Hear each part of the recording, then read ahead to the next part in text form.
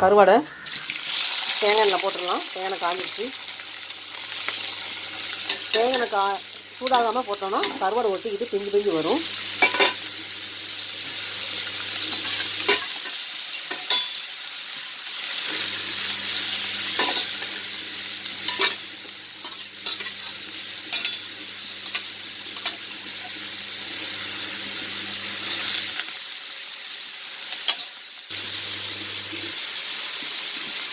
ஃபஸ்ட்டே கூட கொஞ்சம் ஊற்றிடலாம்.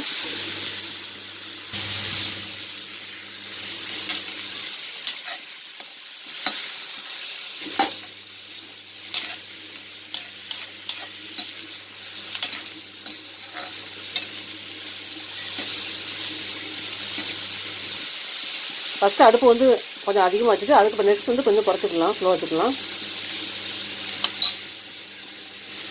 கருவாட்டிலே வந்து நிறையா முறையில் பொரிக்கலாம். வெங்காயம் பச்சை மிளகா போட்டு பொரிக்கலாம். நல்லா வந்து ஒரு பிரட்டல் மாதிரி வைக்கலாம். வெங்காயம் தக்காளிலாம் போட்டு வதக்கி வச்சு அப்படியே வைக்கலாம். இன்றைக்கி நான் வந்து சாதாரணமாக தான் வதக்கிட்டு இருக்கேன். ஹாஸ்டல் தங்கி படிக்கிறவங்க, வெளியூர் வந்து வீடு போய் தங்கியிருக்கவங்க,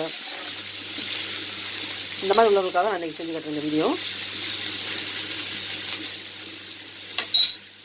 நெத்திலி மீன் வதக்கல், நெத்திலி மீன் கருவாடு வதக்கல். தனி மிளகு சேர்த்துக்கலாம். உப்பு சேர்த்துக்கலாம்.